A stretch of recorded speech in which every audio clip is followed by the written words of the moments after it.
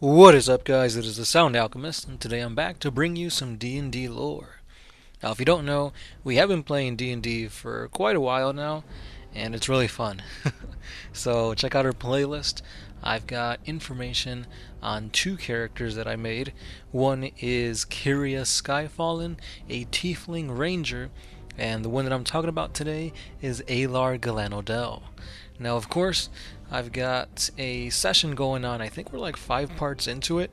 So check that out if you want to know how our session's going for one of them. However, with Alar, I don't think I'm going to put that on here. However, I need a little bit of help. So if you want to learn his backstory, I highly recommend you guys check out the video. I will link it at the end of this video, and hopefully I'll put it down in the description. But anyway, check that one out first, and then continue on with this video. So, I need help. With my Moon Elf Warlock, I'm trying to kind of give him a theme, and that is that he specializes in ice abilities. However, since he is a warlock, he has made a pact with a demon, and this demon kind of gives him fire abilities. So because of this, he has control of both fire and ice, as well as demonic abilities. So I'm going to go through the abilities that I've given him, spells and cantrips and whatnot, and let me know if that makes sense. And I've also got it going up to the 5th level. So from levels 6 through 20, I kind of want to get your opinions as to what route I should take, what spells I should go ahead and give him, and we'll go from there. So without further ado, let's dive into Aelar Galanodel, spells, cantrips, and abilities. Beginning with level 1, we have the otherworldly patron, the Fiend. And with this, I gain the ability known as Dark One's Blessing. And what this really does is that every time I kill a creature, I gain life. Basically, it's temporary life, which means it'll go away eventually, if I don't get hit, that is. But nonetheless, it's giving me life back. And that kind of gives the whole aspect of like vampiric tendencies, or like I'm draining the life away from whatever I killed. Maybe even I'm eating their souls. So that's a pretty cool ability, and it fits very well with what I'm trying to do. Continuing on with the cantrips, I've got Ray of Frost. Seeing as how he's a high elf, I gain 1 wizard cantrip, and I chose Ray of Frost because after all, he has a lot of ice-based attacks. So with this, just your regular ability, but I made it a little bit more thematic. And with that theme, basically whenever he snaps his fingers, that's when ice abilities manifest. So with the Ray of Frost, I snap my fingers, and frigid mist covers my hand, and then when I stretch out my arm, a ray of ice is then shot at the enemy. Pretty cool, in my opinion. Keeping it moving, we've got everybody's favorite warlock ability, the Eldritch Blast. Now with this, it's your standard ability. A black beam of crackling energy streaks towards a creature, doing 1d10 damage. Bread and butter right here. Not much to say. And then finishing off the 1st level cantrips, I have Prestidigitation. I don't really use it too much. It doesn't really come in handy that often, but when it does, I could use some pretty nifty tricks. But anyway, let's move on to level 2. Or actually, before level 2, I gotta get to the spells. Those were just the cantrips. So I've got the Armor of Agathis.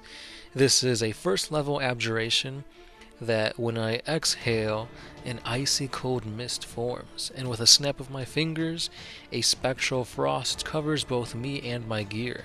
This gives me 5 temporary hit points, as well as whenever I get hit with a melee attack, then the creature that hit me gets dealt cold damage.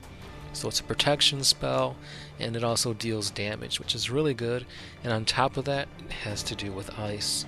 So a really great spell. For the aesthetics, it's kind of a mix of the images you see here. It's not like for sure like an armor set, but it's kind of like it's ice armor that covers not all of my body, just most of it. And the final spell is Hellish Rebuke. Once again, this one has to deal with kind of protection, health, that kind of thing, because whenever I get hit, I point my finger at the creature that damaged me, and they become engulfed in blue-white hellish flames.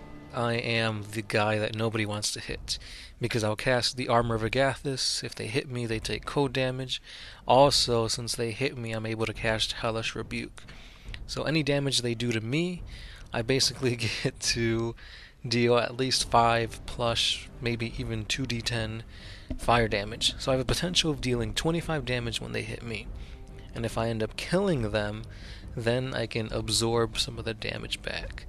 So again, I'm the type of guy that you do not want to aim for, especially when it's like a one against many situation, because if you hit me, you're just hurting yourself in the long run. Now, moving on to level 2 with the Eldritch Invocations. I have the Armor of Shadows. However, it's basically mage armor, but instead of it being like shadow armor, a protective magical force surrounds me. And this is when I kind of have like a, how do I put it? It's almost like a orb that like protects me, but whenever I take damage, the creature kind of cracks it, almost like if I'm encased in like clear ice. And again, the more damage that they deal to me, the more cracks that happens on this shadow armor. And it's just cool. Again, just more types of protection. And then for the second Eldritch Invocation, I have Fiendish Vigor. Now, since I do have a pact with the demon invigorates me with its demonic capabilities. Basically, my eyes turn black, my muscles bulge, and I get a little bit stronger. And the spell that I've chosen for level 2 was Hex. Hex is basically a curse that I put on a creature, and anytime I deal damage to them, they get an additional 1d6 necrotic damage to them, which again, it's just racking on the damage. And overall, pretty good spell, early on at least. Especially since if I do hit with an attack, I can call an ability that basically that target has disadvantage on an ability check. And I could name what type of ability check that is. For example, I could cast Hex on them, they hit me, or I hit them, deal the necrotic damage, and I say dexterity.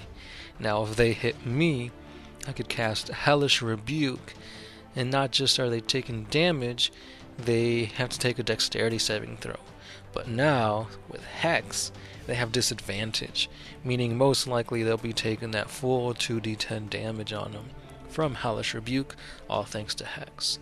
So it kind of pairs right there together, which is really cool. Level 3 is where things get chaotic. Finally, I have my Pact boon, and that is the Pact of the Blade. I basically use an action to summon forth an ethereal demonic weapon, and that weapon is none other than a demon spear by the name of Soul Eater.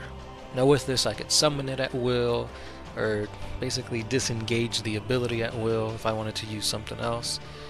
Really cool looking weapon. I think this is the one, the image that you see here. It may be a little bit different, but it's pretty close to what this is. And for the spells, I gain Misty Step. Basically, Alar, he exhales a cold mist, and in a snap of my fingers, I teleport away. Now this can both be used as like a means to get in to attack, or a means to get away if things are looking bleak. Really cool, because like it's a bonus action, so I can cast it, teleport right in the middle of where the enemy's at, use my pack boon, summon forth my weapon, and just rack.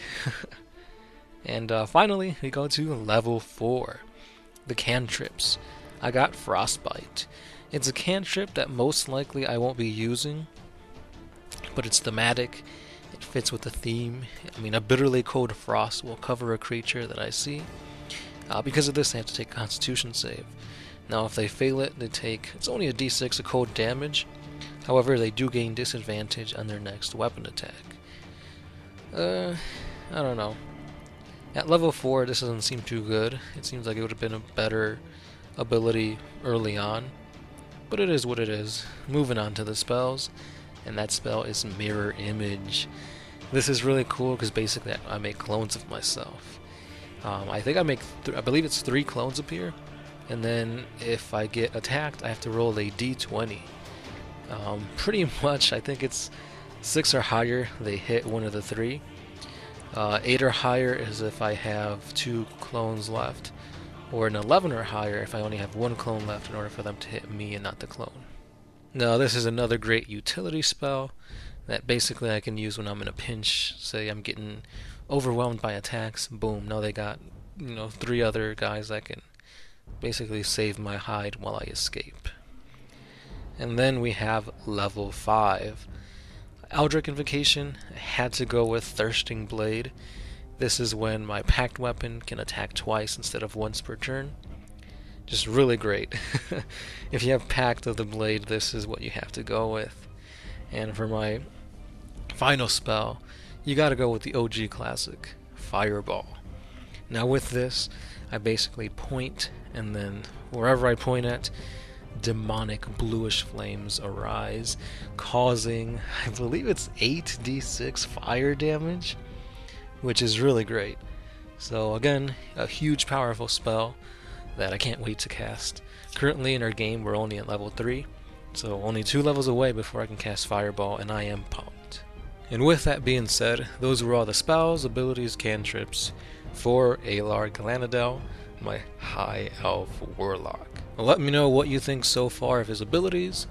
Let me know if they're thematic enough, and also let me know what other abilities I should keep my eyes peeled for coming up from levels 6 through 20.